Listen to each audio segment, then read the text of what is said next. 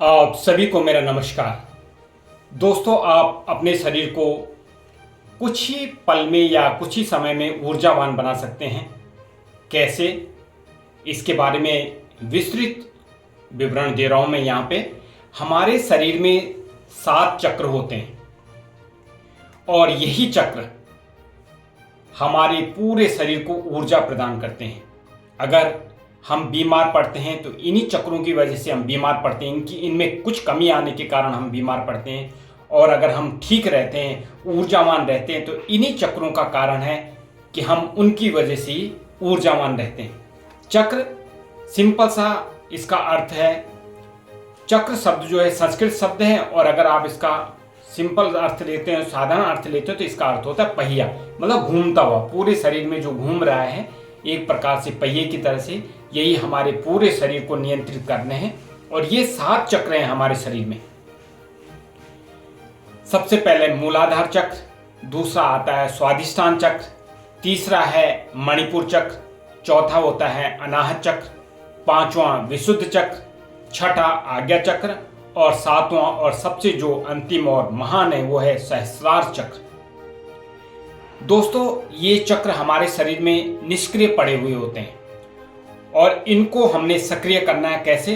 कुछ मंत्रों के द्वारा और कुछ जो हमारी शारीरिक क्रियाओं के द्वारा इन चक्रों को जागृत करके अपने शरीर को ऊर्जावान बनाना है, ताकि हम जो भी काम करें वो काम हमारा सफल हो, उस काम में हमारे को सिद्धि प्राप्त हो, वो काम हमारा बहुत अच्छी प्रकार से निभे।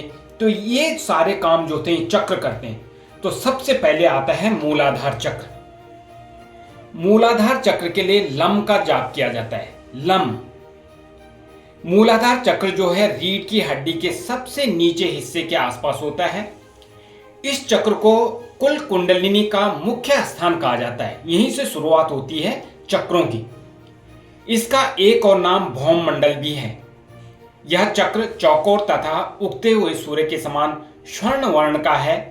भौतिक रूप से सुगंध और आरोग्य इसी चक्र से नियंत्रित होते हैं। जो हमारे को सुगंध आती है तो इसी चक्र के जागरण, कई लोग कहते हैं हमें सुगंध ही नहीं पता लगती है किसी चीज की कि क्या सुगंध है। कई बार घर में आपने देखा होगा कि गैस लीक हो रखी है पर कुछ लोगों को पता ही नहीं लगता है। तो ये यही कारण है इसका मतलब उनका जो मूलाधार चक्र है वो बिल्कुल निष्क्रिय पड़ा हुआ है। आध्यात्मिक रूप से धर्म, अर्थ, काम और मोक्ष का नियंत्रण करता है। इसका बीजाक्षर लम जो मैंने कहा था, व्यक्ति के अंदर अत्यधिक भोग की इच्छा और आध्यात्मिक इच्छा इसी चक्र से आती है। मूल चक्र के लम का जाप करें। यह चक्र आपकी समृद्धि, सामान और सुरक्षा की भावना को खोलता है। यदि आप कम ऊर्जा महसूस करते हैं तो आपको लम मंत्र का जाप करना चाहिए। ये हमारा मूलाधार चक्र को जागृत करने का, ये धीरे धीरे होकर के ऊपर को आ रहा है। दूसरा स्वादिष्टान चक्र। स्वादिष्टान चक्र के लिए हमें वम का जाप करना पड़ता है। वम, स्वादिष्टान चक्र जनन अंग के ठीक पीछे रीढ़ की हड्डी पर स्थित होता है और इस चक्र का जो स्वरूप है वो अर्धचंद्राकार है। जल तत्व का चक्र है। इस चक्र से अवहेलना, सामान्य बुद्धि का अभाव, आग्रह, अविश्वास, सर्वनाश, क्रूरता ये नियंत्रित होती है। कई बार होता है हमें किसी पे विश्वास ही नहीं होता, क्रूरता भरी रहती है कुछ लोगों के अंदर। तो इसका मतलब ये हुआ कि उनका जो स्वादिष्टान चक्र है वो निष्क्रिय पड़ा हुआ है, उसको सक्रिय करना है। यह चक्र 6 पंखुड़ियों का होता है। इसी चक्र से व्यक्ति के अंदर काम भाव और उन्नत भाव जागृत होता है। इस चक्र का बीज मंत्र वम, और इस चक्र को तामसिक चक्र माना जाता है। देखा ना, काम भावना इस तरह की जो होती है ये तामसिक चक्र माना जाता है। वम त्रिक चक्र के लिए एक सफाई मंत्र है। यह चक्र कामुकता और आनंद की इच्छा से संबंधित है और इस चक्र को खोलने के लिए वम का जाप करते हैं। निरंतर वम का जाप करेंगे तो ये चक्र खुलेगा और जो हमारी ये नकारात्मक सोच है वो दूर होगी। अगले चक्र पे चलते हैं, थोड़ा सा और ऊपर बढ़ते हैं। मणिपुर चक्र, इसमें राम का जाप करते हैं। राम राम राम। मणिपुर चक्र जो है नाभि के ठीक पीछे रीढ़ की हड्डी पर स्थित होता है। पीछे की तरफ जो हमारी रीढ़ की हड्डी है इस पे हमारे चक्र हैं। इस चक्र की आकृति त्रिकोण है और रंग रक्त के समान लाल है। इसका जो रंग है वो लाल है, बिल्कुल रक्त की तरह। खून की तरह यह चक्र ऊर्जा का सबसे बड़ा केंद्र है और यहीं से सारे शरीर में ऊर्जा का संचरण होता है। और जब बच्चा माँ के गर्भ में होता है तो जो ये नाभि है यहीं से उसको खाना मिलता है। तो ये चक्र जो है इसीलिए इसको सबसे ऊर्जा का सबसे बड़ा केंद्र माना जाता है। यह अग्नि तत्व को नियंत्रित करता है और राजसिक गुण से संपन्न है। इस चक्र में 10 पंखुड़ियां होती हैं। इस चक्र से लज्जा, दुष्ट भाव, ईर्ष्या, सुषुप्ति, विषाद, कसाय, तृष्णा, मोह, घृणा व भय वृत्तियों को नियंत्रित किया जाता है। कई लोग डरते हैं, जरा सी बात पे भी डरते हैं, ठीक है, या दुष्ट भावना आती, ईर्ष्यालु होते हैं, तो इसका मतलब उनका मणिपुर चक्र जो है वो धीमा पड़ा हुआ है, वो ऊर्जावान नहीं है, विलुप्त है, सुषुप्त पड़ा हुआ है। मन या शरीर पर पड़ने वाला प्रभाव सीधा मणिपुर चक्र पर पड़ता है और इस चक्र का बीज मंत्र है रम या राम। इससे हमें निरंतर जाप करना है और मणिपुर चक्र को अपने जागृत करना है। अनाहत चक्र और ऊपर चलते हैं, इसको हृदय चक्र भी कहते हैं। हृदय चक्र भी यही कहलाता है, अनाहत चक्र ही हृदय चक्र कहलाता है और इसके लिए यम का जाप करते हैं। हृदय के बीचों बीच रीढ़ की हड्डी पर स्थित चक्र को अनाहत चक्र कहा जाता है। यह भी रीढ़ की हड्डी पर है। हृदय चक्र प्रेम से जुड़ा हुआ है। हृदय जो है प्रेम भावना से जुड़ा हुआ है। अनाहत चक्र को सौर मंडल भी कहा जाता है। इसका वर्ण हल्का हरा होता है। इसका आकार षटकोण का है और इस चक्र में 12 पंखुड़ियां हैं। इस चक्र से आशा, चिंता, चेष्टा, ममता, दंभ, विवेक, विकलता, अहंकार, वितर्क, कपटता, लोलपता, अनुताप जो होता है, इन वृत्तियों को नियंत्रित करता है। कौन चक्र? अनाहत चक्र या हृदय चक्र। और सौरमंडल भी इसीलिए कहते हैं इसको क्योंकि यहीं से सब कुछ है, हृदय से ही सारी भावनाएं जुड़ी हुई हैं। व्यक्ति की भावनाएं और साधना की आंतरिक अनुभूतियां इस चक्र से संबंध रखती हैं। मानसिक अवसाद की दशा में इस चक्र पर गुरु ध्यान और प्राणायाम करना अद्भुत परिणाम देता है और इस चक्र का बीज मंत्र है यम। यदि आप अपने रिश्ते में प्यार या कठिनाइयों का अनुभव कर रहे हैं तो आपको यम मंत्र का जाप करना चाहिए। आध्यात्मिक दृष्टि से यहीं से साधक के तमोगुण की सतोगुण की शुरुआत होती है। इसी चक्र से व्यक्ति की भावनाएं और अनुभूतियों की शुरुआत होती है और इसीलिए इसको क्या कहते हैं? सौर मंडल भी कहते हैं। तो ये था हमारा अनाहत चक्र, हृदय चक्र। और थोड़ा सा ऊपर चलते हैं, विशुद्ध चक्र, इसको गला चक्र कहते हैं और इसका जाप करते हैं किसे? हम से। हम कंठ के ठीक पीछे स्थित चक्र है। यह भी किस पे चला आ रहा है? जो हमारी रीढ़ की हड्डी है। कंठ के ठीक पीछे स्थित चक्र है विशुद्ध चक्र। यह चक्र और भी उच्चतम आध्यात्मिक अनुभूतियां देता है। सारी की सारी सिद्धियां इसी चक्र में पाई जाती हैं। अगर आपका विशुद्ध चक्र या गला चक्र जागृत है तो आपको सारी सिद्धियां, जो सिद्धियां आप आराम से प्राप्त कर लेंगे सिद्धियों को। विशुद्ध चक्र बहुरंगा है, इसका कोई एक खास स्वरूप नहीं है। यह चक्र आकाश तत्व और 8 सिद्धियों से संबंध रखता है। अष्ट सिद्धि, तो 8 के 8 सिद्धियां जो है विशुद्ध चक्र में है। इस चक्र की 16 पंखुड़ियां हैं। कुंडली शक्ति का जागरण होने से जो ध्वनि आती है वह इसी चक्र से आती है और जो भी ध्वनियां हैं हमारी गले से ही आ रही हैं।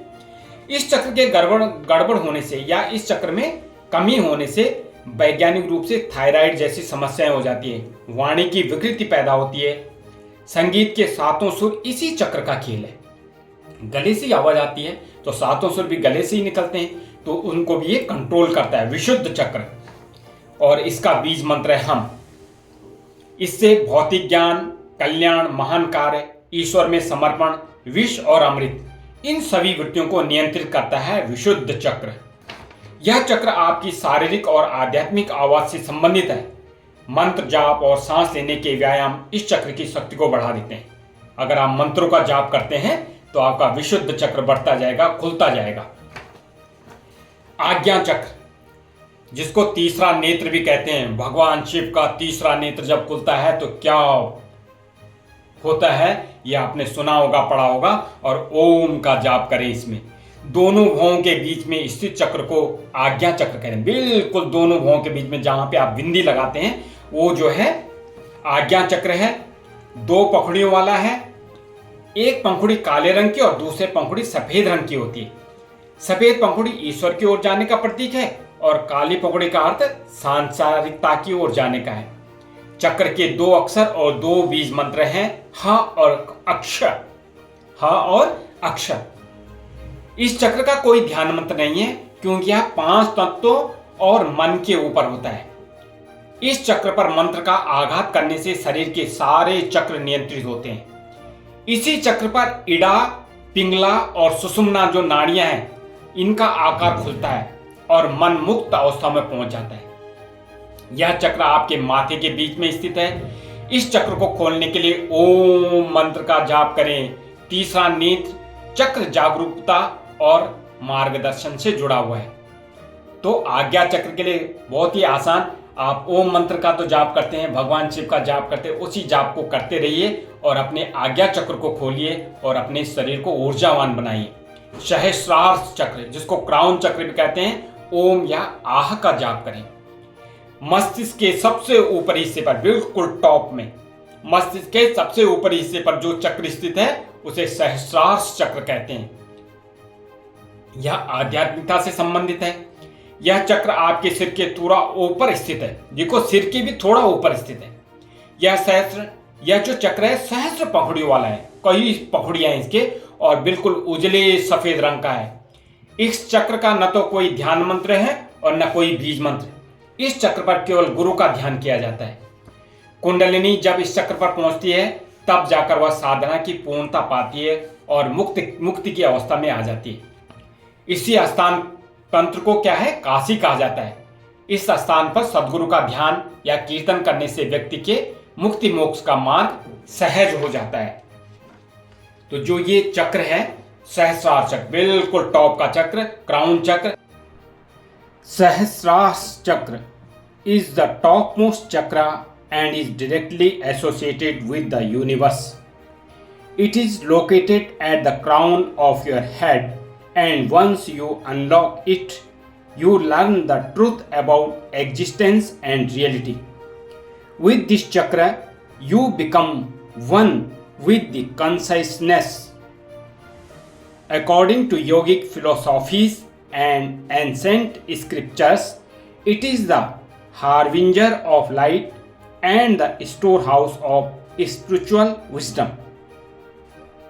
तो दोस्तों, आपने निरंतर अपने चक्रों को जागृत करने का, जो कि सुसुप्त अवस्था में बैठे हुए हैं उनको जगाना है, उनको जागृत करना है और अपने शरीर की ऊर्जा को इतना ऊंचा बनाना है कि जब आपका सहस्रार चक्र जागृत हो जाएगा तो आपका कनेक्शन जो है परमात्मा से हो जाएगा।